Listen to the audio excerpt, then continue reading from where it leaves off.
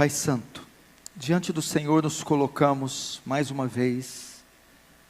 Vamos a Ti em oração essa tarde, cônscios da nossa pequenez, da nossa miserabilidade e da nossa dependência do Senhor.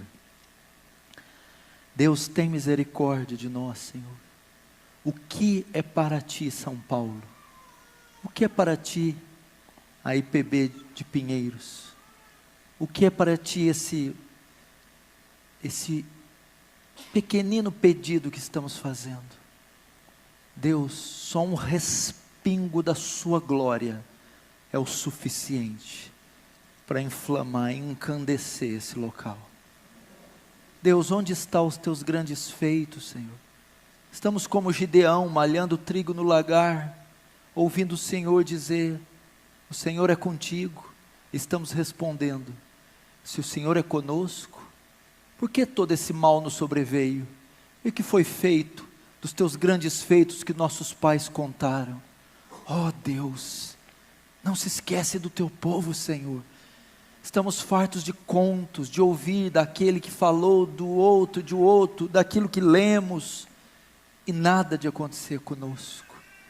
Senhor, nosso coração anseia, e não é só o nosso desejo. Há uma necessidade urgente, Senhor. Nossa sociedade corrompida, carcomida, putrefada. Só um avivamento, Senhor, vai sarar essa nação. Não é baseado no que eu peço, nas nossas justiças, mas nas Suas muitas misericórdias, na incondicionalidade do Seu amor, que é unilateral. Derrama da graça essa noite, de modo que Teu reino avance, que o Senhor receba glória para Si, e que nós sejamos conformados à imagem do Teu Filho. Amém. Irmãos, tem tanta coisa para falar, que eu nem sei por onde eu começo. Eu preparei vários esboços para trazer aqui, mas eu pensei contar um pedaço do meu testemunho, do testemunho da minha conversão. Eu sou filho de pais católicos, ambos as partes da minha família eram católicos tradicionais. Minha família do lado do meu pai e do lado da minha mãe. Sobretudo do meu pai, bem mais fervorosos e bem mais fiéis às doutrinas católicas. Eu perdi o meu pai em 1982. Em 1982, fazendo ali uma operação, ele era motorista. A operação que eles estavam fazendo no caminhão era perto de uma rede elétrica. E ali o meu pai, num descuido de uma manobra de um funcionário, ele é eletrocutado, recebendo uma descarga de 39.000 volts, morrendo instantaneamente. Ele deixa uma viúva com 3 filhos, um de 1 ano, outro de 5, outro de 6. Eu era o de 5. Daí então, de 82 para frente, nós fomos criados sem pais, sobretudo nos princípios católicos, primeira comunhão, crisma, todo aquele negócio. Aos 14 anos de idade, já criado sem pai, um jovem vizinho meu, desde muito pequeno, ele se converte, o Alexandre. Ele se converte na Igreja Presbiteriana do Brasil. E ele começa a me evangelizar, com 14 anos. Então ele me evangeliza e eu lembro, todos os dias quase indo na minha casa com a Bíblia aberta, sobretudo abrindo em João 14, toda riscada, colorida, e dizendo: disse Jesus, eu sou o caminho, a verdade e a vida. Ninguém vai ao Pai senão por mim. Então, caso você não saiba, a primeira igreja que eu frequentei na minha vida foi uma igreja presbiteriana do Brasil, em 1990, 91. Só que ali ainda não se deu a minha conversão. Foi lançada uma semente. Eu tive o primeiro contato com o Evangelho. Já comecei então a entender que o catolicismo romano, ou o romanismo, era um equívoco. a adoração às imagens, a missa, a confissão auricular, toda aquela coisa foi sendo desconstruída no meu coração, e eu comecei a congregar com esses irmãos ali, durante 3 anos, até me lembro do nome do pastor Clemilton, tinha um filhinho de 5 anos, chamado Silas, na época, uma igreja muito boa. Acontece que com os 16 anos de idade, eu me desvio, eu deixo, e vou fazer como quase qualquer jovem do mundo, vou conhecer o mundo, e é então que dos 16, 23, começa a minha saga ímpia, eu começo a me perverter, começo a experimentar os horrores do mundo, primeiro com um cigarro, cerveja, bebidas mais fortes, até que eu começo a usar maconha, e muita maconha. Da maconha eu também conheci a cocaína, droga que era muito apreciada por mim na época, o crack, os ácidos. Eu me tornei um usuário, um drogado, uma pessoa bem desconstruída na sociedade, ao ponto de a minha mãe estar vendo novela na sala, e eu no quarto com 3 marginais, com uma montanha de cocaína no quarto, e nós estávamos ali cheirando, enquanto fazíamos os papelotes para depois sair para vender, ao ponto de ir até uma biqueira, e pegar uma pedra de crack desse tamanho, colocar na cintura, e sair dela até minha casa para fazer as pequenas pedras e vender, e passando por blitz policiais, correndo o risco de ser preso.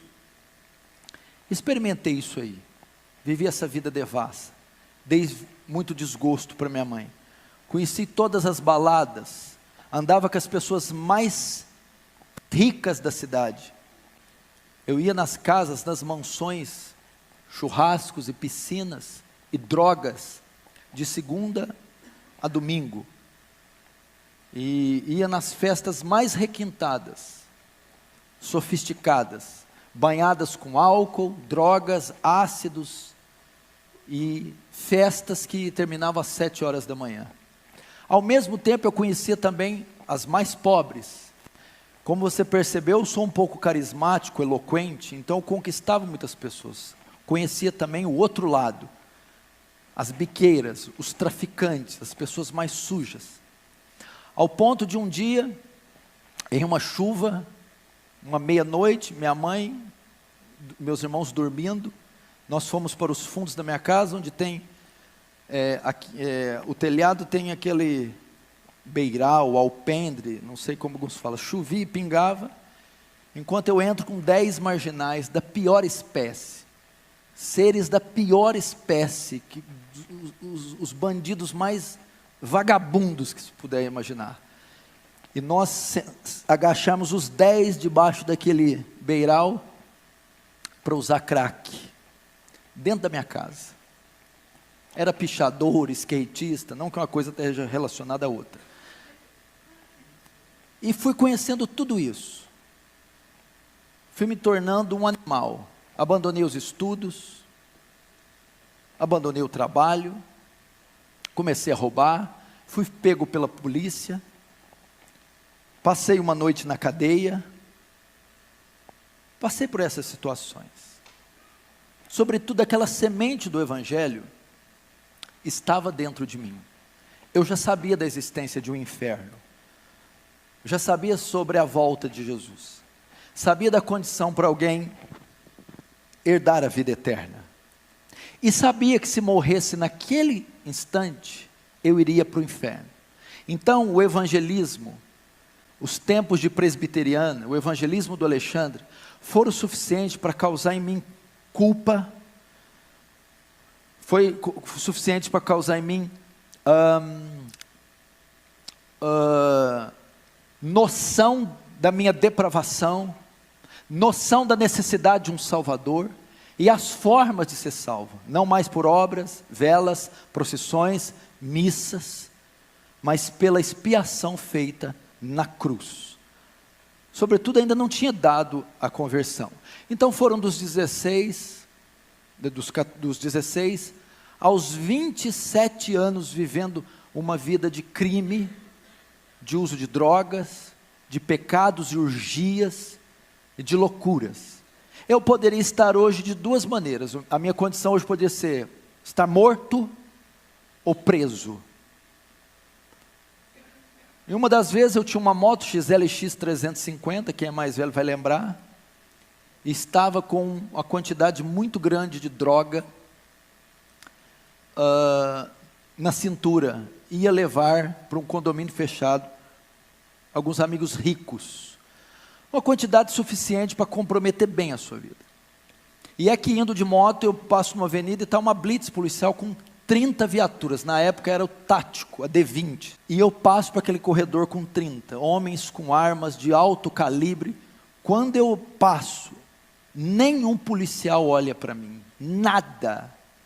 Naquela hora, eu comecei a ver a misericórdia de Deus na minha vida. Porque talvez tivesse me pego aquele dia, eu estaria lá talvez até hoje. E passando por tudo isso,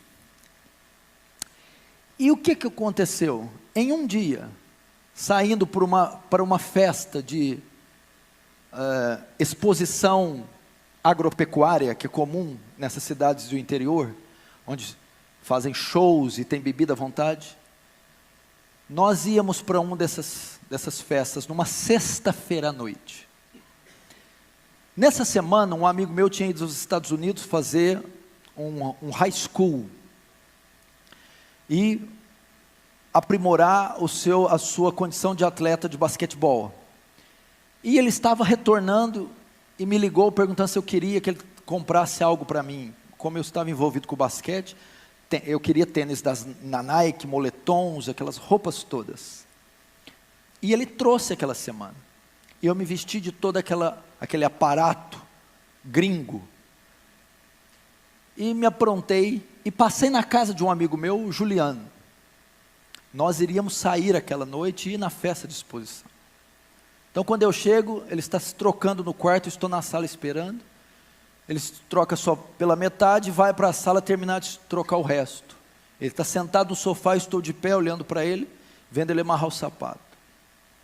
De repente, quando ele está amarrando o sapato, um fogo começa a invadir o meu coração.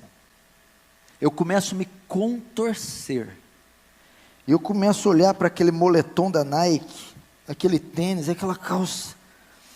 E eu olho para ele: Juliano, o que é isso aqui, cara? Isso aqui é tudo inútil, tudo ilusão. O que eu estou fazendo da minha vida? Eu estou perdido, Juliano. Eu vou para o inferno. Eu preciso de Deus. Eu vou voltar a buscar Deus. Ele olhou e ficou tão impactado com o tênis. Se você for, eu vou também. Falou desse jeito. Ali naquela hora, naquela sala, com 23 anos, eu senti convicção do meu pecado. Ali se deu a minha conversão, ali foi minha estrada de Damasco. Agora eu entendo perfeitamente graça irresistível. Resiste o quê? É impossível resistir. Ela me tomou naquela sala. O Senhor disse: eu vou dizer vem, e ai de você se não vir. Ali, irmão, eu tive convicção do pecado. Eu comecei a me contorcer e ver tudo ilusão, eu estou perdido. E eu comecei a repudiar aquelas coisas, aqueles valores, e ver meu estado. Foi Deus e o Espírito Santo com a semente que Ele tinha plantado anos atrás. E aquela hora ela germinou. O que aconteceu? Mas nós ainda saímos. Estávamos tudo pronto, fomos para a festa. E aquela noite eu me lembro de não ter visto, ouvido nada. Eu fiquei como um zumbi o tempo todo. Voltei. Dormi. Sábado. O que eu fui fazer? o Alexandre, o cara que pregou para mim. Vou atrás dele. Alexandre, o que foi? Tem culto hoje? Eu quero ir no culto. Calma, o que aconteceu? Tem culto hoje, tem igreja, eu quero ir, vamos. O azar que não estava na presbiteriana mais.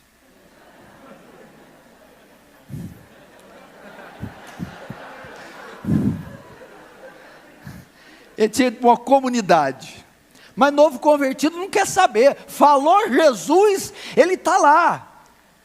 Irmãos, era um culto de sábado, muito comum, culto da mocidade. E ele diz: tem culto dos jovens, vamos. Eu fui. E faz 20 anos que eu nunca mais saí. Se deu a minha conversão. Eu comecei a ir. Nisso, e tem que ficar registrado, nesse pequeno desvio de 7 anos, o Alexandre nunca deixou de orar por mim. Nunca desistiu da minha vida. Nunca. E toda vez que ele me encontrava, eu corria dele, ele me barrava. Volta. Eu acho que ele nunca ganhou outra alma na vida, só ganhou eu. Mas veja só que obra Deus tem feito. E Ele vai receber o galardão por isso. Mas eu nunca vi alguém insistir tanto com uma alma, orar tanto por uma alma, jejuar tanto, padecer tanto. Eu nunca vi como Ele fez comigo. Nunca. Se Ele tivesse desistido, talvez eu não estaria aqui. Então eu procurei, nós começamos a congregar, passou 2 meses, eu me batizei. Passou 2 anos, já me tornei líder de jovens, já vi que tinha o dom, o talento de me comunicar, de fazer orações e de expor a mensagem do Evangelho. Agora, o que tem a ver com o tema avivamento? O que eu quero deixar para vocês? Neste período, Deus me privou da parafernália teológica, de tantas outras coisas que a igreja brasileira ia conhecer na década de 90 ali. Kenneth Hagin, Benny Hinn, os movimentos de dente de ouro, aquelas unções, aquela coisa toda. Eu assisti uma pregação em VHS. Essa pregação era de um pastor pentecostal. Nessa pregação ele cita nomes como David Brenner, John Knox, John Wesley, Hudson Taylor, e ele disse: compre os livros desse homem. Foi então que nesse momento eu tive contato, já no meu primeiro ano, com a fé, mais a piedade do que a teologia desses homens, mas eu tive contato. Então a minha vida foi toda influenciada por David Brenner, Hudson Taylor, William Carey, Jonathan Edwards e todos esses heróis da fé. E eu percebi algo quando eu li os livros deles. Depois eu conheci um outro livro que é o Heróis da Fé, do Orlando Boyer. Então ele vai falar de Dwight Lyman Moody, Martinho Lutero, Jerônimo Savonarola, Jonathan Goforth, David Livingstone, os grandes vultos que a terra conheceu depois dos apóstolos. Homens que eu não preciso, dispenso o comentário, quem não se lembra do grande despertamento da Nova Inglaterra, e o sermão Pecadores nas mãos de um Deus irado, de Jonathan Edwards. Missões do interior da China, quem não se lembra? Hudson Taylor, a biografia diz que o sol nunca nascia sem que Hudson Taylor tivesse de joelho. David Brenner, morreu tuberculoso com 29 anos, ele cuspiu pedaços do seu próprio rim. E eu notei algo nesse primeiro ano. Eu notei que todos eles, do evangelista ao avivalista, do teólogo erudito ao missionário, todos eles tinham algo em comum. Eles eram homens de oração. Todos, sem exceção. Todos. E eu comecei então a entender que o que os pastores da igreja que eu congregava traziam, as suas mensagens, eram até que bons, mas eram muito superficiais.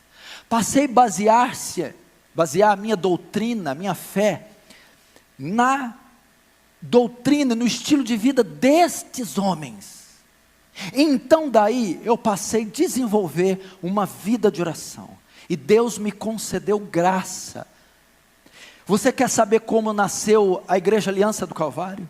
Como nasceu o Ministério Defesa do Evangelho? Como nasceu o ministério do pastor Paulo Júnior? De joelhos, de oração. Tudo que eu tenho, tudo que eu sou, é óbvio, eu não vou escorregar aqui, é pela graça de Deus e uma ação soberana, mas de joelhos, através da oração. Foi então que eu comecei a aprender a orar. E eu me lembro quando eu consegui orar a primeira vez por 1 hora, a vitória que foi. Mas Deus não ia parar por ali. Então nós começamos. Eu trabalhava como cameraman das categorias de base do time de basquete de Franca. São 8 categorias.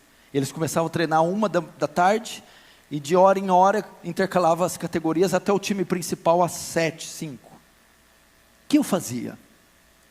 Então Deus começou a desenvolver algo. Eu ia até eles, como eu filmava e depois vendia as fitas.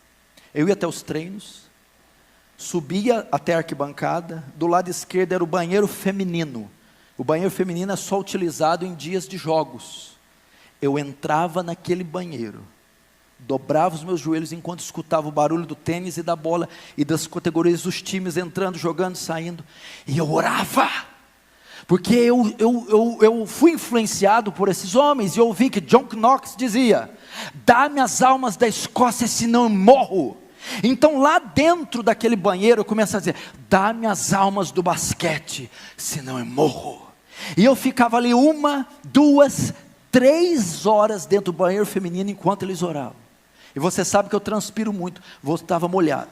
E quando eu saía de lá, o banheiro em cima, descia a arquibancada, a quadra embaixo. Eu descia e depois ia pregar para eles.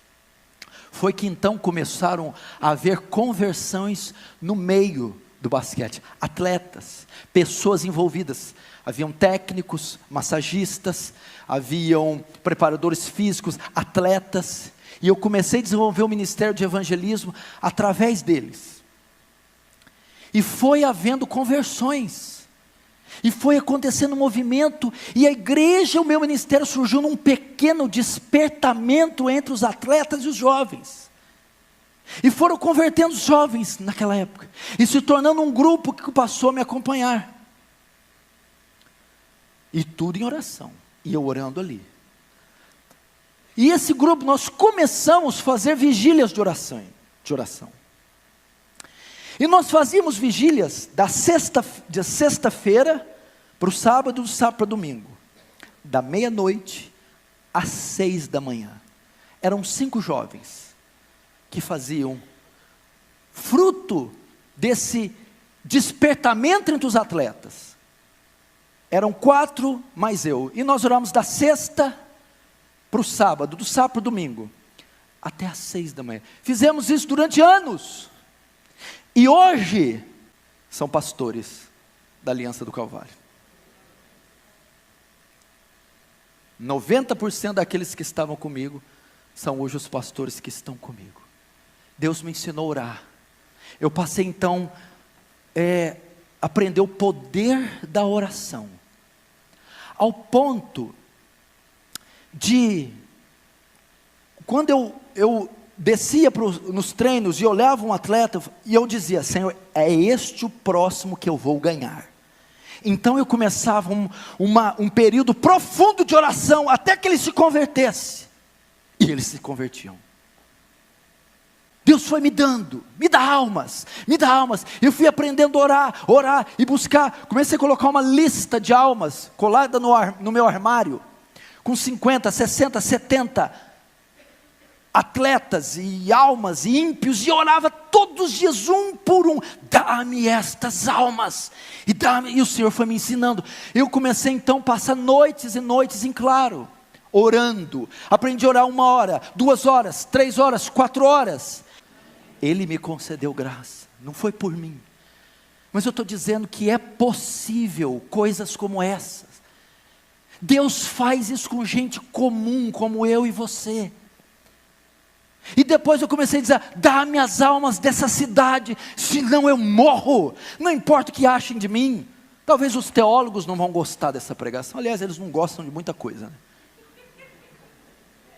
Mas foi exatamente isso que Deus fez. E eu fui vendo os frutos, e um despertamento, e outras almas foram se convertendo, e essa igreja nasceu fruto de um despertamento, e de dias, meses e anos de joelhos, e jejuns, orações, e Deus foi acrescentando, acrescentando, acrescentando, e as almas foram se convertendo. Me lembro quando eu preguei o meu primeiro sermão. Eu ouvi de Martinho Lutero, que antes da dieta de Worms, passou a madrugada inteira orando. Eu ouvi de Jonathan Edwards, que antes de pregar o sermão Pecadores nas mãos de um Deus irado, passou 3 dias sem comer, sem beber e sem dormir, orando. Eu disse: se eles fizeram, eu também vou fazer. Eu não sou um admirador de sermão. Você já viu os admiradores de sermão? Que sermão! E tem os outros colecionadores de sermão. Você vê a minha videoteca, o meu HD, eu não. Eu ouvia, queria praticar no dia seguinte. Primeiro sermão que eu prego na igreja, que não é para jovens, para toda a congregação, eu passo a madrugada orando. E oro até às 6 da manhã. Porque Deus me ensinou a ficar de joelhos. Quando eu ia convidar uma pessoa para a igreja, eu costumo dizer, durante os meus primeiros anos, Deus me usou como um ganhador de almas. Eles perguntaram para mim: qual o segredo? 70% oração, 30% pregação. Nisso consiste o meu evangelismo. 70% oração. Pra você ter uma ideia, eu convidava alguém para ir para a igreja na segunda, para ir no domingo. Eu orava 7 dias. Todos os dias para ele aceitar o convite, aparecer domingo, né? 7 dias intensamente. Chegava domingo, não ia. Eu orava mais 7 dias, gemendo, então ele aparecia.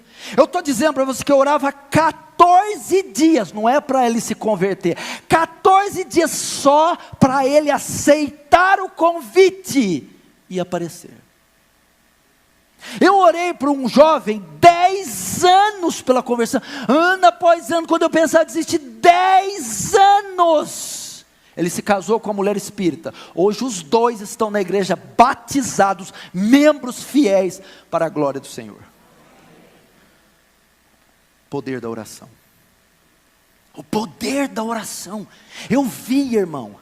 Eu me lembro, irmãos, fazer isso, ia dentro do banheiro, fazer jejuns, noites em claro, por essas almas. Isso eu já estava ministrando a palavra. E eu me lembro de um testemunho de Dwight Lima Moody. Moody, quando pregava, se sentia seco, vazio, ele ia para o bosque. Ele ficava 1, 2, 3, 4 dias dizendo: enche-me do Espírito, enche do Espírito, enche. Então ele ia, voltava, pregava e a alma se convertia. Quantas vezes, meu irmão, quantas vezes sabia que ia pregar, preparava um sermão, e não estava preocupado só com a interpretação, com a exegese, com a hermenêutica, mas ia também para o bosque, 1, 2, 3, 4, me enche Deus, me enche do Espírito, e Deus me enchia. Deus me enchia. Eu estou dizendo que isso é possível. Quando eu ouvi falar que Martinho Lutero orou 5 horas uma vez, eu fiz uma campanha de orar 5 horas por dia. Eu não quero ser só coadjuvante. Eu quero experimentar o que esses homens. Concede-me graça, concede-me. E ele concedia. E eu vi, irmão, poder do alto descer sobre mim, descer sobre congregações. Eu tive experiências fantásticas com pessoas. Eu não me importo o que o movimento carismático fez com dons, com cura, com poder. Eles não são donos disso. Nós não podemos deixar eles roubar de nós as promessas, o Espírito Santo, o poder, os dons. Espera lá. Eu me lembro de uma senhora me procurando. Meu filho teve um acidente de moto. Eu entrei na Santa Casa. Na UTI. O médico me deu permissão para entrar. Tinha uns 15 cadáveres, todos com o aparelho, todos nus, destroçados. O médico falou: todos que você está vendo aí, pode morrer a qualquer momento. Fui até o jovem, ele estava com um tubo dessa grossura no pescoço, todo estropiado. Eu peguei na mão dele, e eu disse: se você está me ouvindo, aperte a minha mão. Ele apertou milimetricamente, quase imperceptível, mas eu vi que ele estava ouvindo. Eu orei por ele. Eu orei por aquele jovem. Senhor, tem misericórdia dessa alma moribunda. No outro dia ele saiu do coma. Passou algumas semanas, ele foi lá na igreja com toda essa parte costurada, me agradecer. Porque Deus faz tais coisas. Avivamento é isso, é poder, é milagre, é incontrolável, é inesperado, é algo soberano, e Deus despeja o seu poder. Mas muitas vezes o faz através dos joelhos. E Ele me concedeu essas coisas. Irmãos, aí começou algo, e realmente não parou. Almas foram vindo, coisas foram acontecendo, e toda essa expressão que você vê, ela foi conquistada nos quartos, de joelhos, dias, anos, horas, a fio, diante do Senhor. O reino de Deus é tomado por violência, e só os que se esforçam se apoderam dele. Eu ainda tenho outros testemunhos interessantes que a oração, muitos podem rir, mas hoje eu não estou me importando. Eu nunca falei isso em conferências, não falo isso em conferências, mas hoje, pela permissão do Espírito, eu senti vontade de falar. Teve uma ocasião, como eu trabalhava com filmagem, eu fui contratado para fazer um evento para um instituto infantil muito importante, numa escola.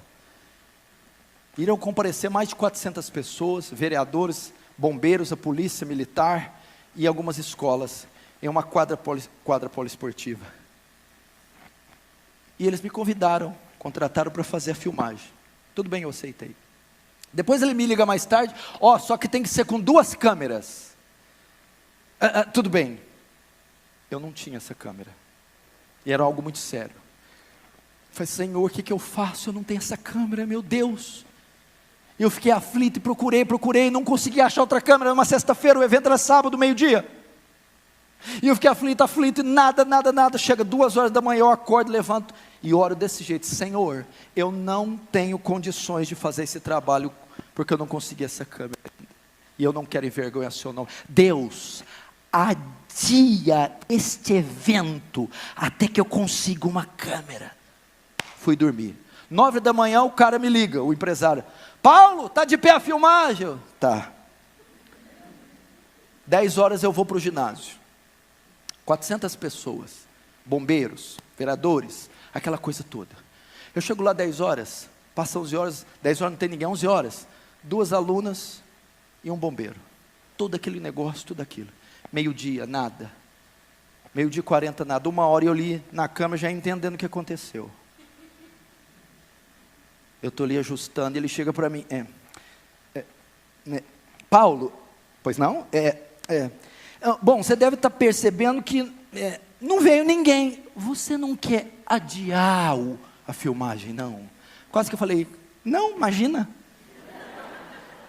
Irmãos, 400 pessoas, não apareceu ninguém. Foi um caos, foi uma coisa horrorosa. E eu sei, Deus adiou aquilo por causa da minha oração. Eu precisava de 2 dias. Deus me deu 1 semana. Eu arrumei outra câmera, filmei com as 2 câmeras. O vídeo roda até hoje. Por causa da oração. Coisas pequenas mostram o poder da oração. Certa feita, eu estava com uma dívida muito alta. E o meu trabalho tinha fracassado. Eu perdi clientes, eu não consegui mais vender, eu não consegui mais trabalhar. E as dívidas foram indo, e até que meu nome foi protestado. E alguns carnês, na época dos carnês, né, você deve lembrar. O que eu fiz? Tem um bosque, um vale, perto da minha casa. Eu fui lá à noite, me ajoelhei na terra, e coloquei todas as minhas dívidas. Estou falando o que eu fiz, não sei como você vai julgar. E me ajoelhei. E não era por desonestidade, não era por má fé, simplesmente aconteceu, e eu comecei a chorar: Senhor, eu estou envergonhando o seu nome, aqui estão minhas dívidas, e eu não tenho condição nenhuma de pagar. tem misericórdia. Lembre, meu maior desejo não era a dívida em si, é de estar envergonhando o nome de Deus sendo um cristão. E eu lembro que eu joguei aquilo num ato até estranho no chão, e me ajoelhei diante, falei, Senhor, tem misericórdia. Então, todas essas dívidas. Terminei de orar, recolhi aquilo e fui embora. Passou uma semana, termina um culto, o irmão vem até mim, com um cartão na mão. Esse é meu cartão, com um papelzinho, essa é a minha senha. Tem X naquela conta, pode pegar que é seu. Era o valor exato da minha dívida. Eu lembro que eu paguei, limpei meu nome, para nunca mais ele estar sujo. Poder da oração, meu irmão. Quantas coisas Deus nos fez. Me lembro de outra feita, de uma situação envolvendo parentes meus, que eu não vou falar o nome, de um jovem molestando uma senhora, e oprimindo, e molestando, de forma muito pesada da minha família. E eu, como na nossa igreja está repleta de advogados, eu vou mover uma ação contra essa pessoa, não tem cabimento explorar isso. E estava tudo resolvido, a papelada pronta, porque ele não parava de ir até ele molestado. Chegou meia-noite, eu dormindo, meu coração pesou. E algo me dizia, se você fizer isso, ele nunca mais vai olhar na tua cara, você perde um parente para o resto da vida. Falei, meu Deus, é verdade. E o que se faz nessa hora? Ora. Senhor, que eu não preciso usar esse recurso para acontecer essa tragédia, Senhor. Deus, resolve isso, afasta esse jovem dessa mulher. Nunca mais foi atrás dela. Sumiu. Eu não precisei usar esses recursos. Eu estou mostrando para você o poder da oração. Muito vale a súplica de um justo por sua eficácia. Coisas que você pode até rir, por exemplo, essa outra. Irmãos, eu estou dizendo que eu sempre usei a oração. Eu lembro quando eu fui trocar o meu carro, um carro 94 para um 2000. Pensa bem, não era lá essas coisas. Eu orei 3 meses para não cometer, porque pobre, você já viu, errou, acabou. Mas eu coloquei diante de Deus 3 meses. Não deixa eu fazer a escolha errada, eu ser lesado, passado para trás. E orei. Mas eu estou dizendo que nessas coisas simples, eu coloquei diante de Deus. Não me deixe errar. Para que isso, uma coisa simples, imagina uma coisa grandiosa. Foram as experiências que Deus me deu. Entupiu a casa da minha mãe, os canos. Uma casa que eu pedi para ela, nós éramos muito pobres. Deus concedeu um sobrado, uma coisa bonita, entope um cano, eu chamo um desentupidor. Chega, imagina um troglodita, gura cheio de marreta, de martelo, e ele olha tudo sobrado e vê o cano, e fala assim, ó, querido, ó, vai ter que arrebentar tudo isso aqui, e subir aqui pela escada, eu vou arrebentar a sua casa. Imagina um cara com barba cerrada, devia pesar uns 120 quilos, ele ia quebrar a casa. E eu vou começar a quebrar. Porque eu sei que o cano vai daqui, passava por um carpete, passava por azulejo, por piso, subia a parede, fazia tudo. E eu, calma, ele, não, preciso quebrar, vou começar a arrebentar aqui, tá. Aí ele lá, posso começar a quebrar? Eu, espera aí. Isso estava na cozinha. Eu fui para a sala, dobrei meus joelhos. Senhor, essa foi a casa que o Senhor deu para minha mãe. Não deixa esse homem destruir ela não. Eu estou te dizendo, Senhor, faz esse homem achar o lugar certo. Voltei, isso foi uns 2 minutos de oração. Tudo bem, meu senhor, pode começar a quebrar. Do lado da cozinha, onde estava entupido, tem a garagem que fica de fora. Ele olhou bem, eu estou achando que eu vou começar a quebrar aqui fora. Ele quebra um piso, nada. Quebra o segundo, vê uma marca branca, é o cano. Pega uma picareta e faz assim, ó. Quando ele faz, é aqui que está entupido, não vai precisar quebrar nada. Eu estou te dizendo, meu irmão, para mostrar para você que a súplica por coisas pequenas, pode ser até paupérrimas para você. Eu estou te mostrando que um homem que prega no Brasil e no mundo todo, tem testemunhos simples, até cômicos, de oração. O que Deus pode fazer? Pastor, o senhor não está excluindo a soberania e a graça de Deus? Meu irmão, sabe como alguém demonstra a soberania de Deus? Quando ele ora. Porque quando ele ora, ele mostra que ele não consegue fazer nada. Que ele não dá um passo à frente. que tudo depende de Deus. É pela graça, é pela misericórdia, é pelo poder de Deus. E foi por essa razão que eu orei todos esses anos. E eu quero dizer que a minha vida, o Ministério da Defesa do Evangelho, a Aliança do Calvário, foi obra de um pequeno avivamento, um avivamento local, e fruto de jovens, homens, que dobraram seus joelhos e creram no poder da oração, no poder, no que a oração é capaz. E eu quero dizer a você, não sei de onde você é, qual cidade, mas você pode fazer o mesmo e dizer: dá-me as almas de São Paulo, senão eu morro. Dá-me as almas do Rio de Janeiro, senão eu morro. Dá-me as almas de Brasília, senão eu morro. Dá aos meus filhos, senão eu morro. Meu marido, senão eu morro. Meu irmão, a rainha da Inglaterra dizia: eu não temo os exércitos escoceses, eu temo as orações de John Knox. Se você souber o poder que a oração, é isso que o pastor coreano está aqui ensinando, o poder que a oração tem.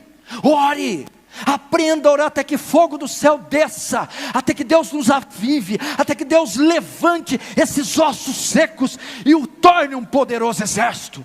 Eu sei, nós já temos grandes expoentes da fé reformada, grandes seminários, grandes títulos publicados. Eu sei, isso é excelente, mas você já está farto disso. Você precisa ouvir o outro lado também. Precisa ouvir que John Knox, uma grande mente, ficava de joelho, que Jonathan Edwards gastava 13 horas por dia com as escrituras, em oração em cima do seu cavalo. Como o Dr. Lloyd Jones dizia: lógica em chamas, ortodoxia e piedade, teologia e paixão, conhecimento e fogo. Aprenda a orar.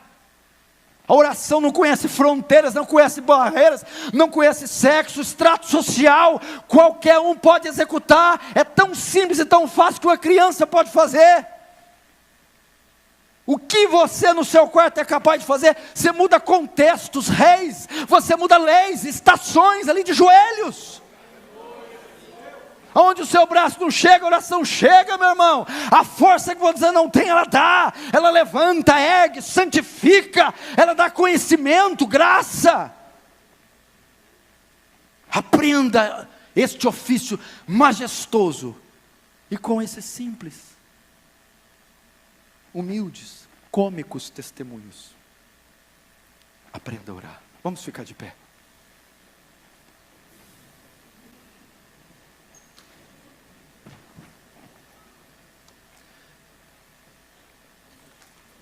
Feche os seus olhos.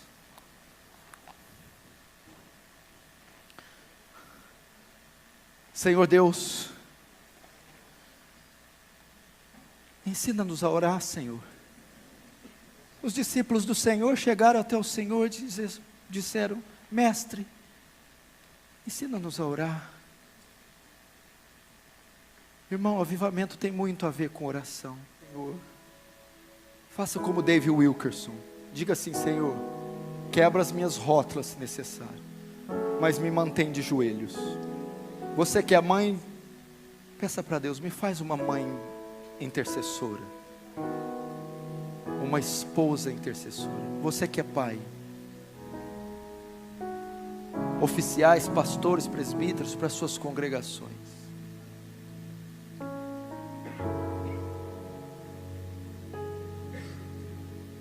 nos leva a orar.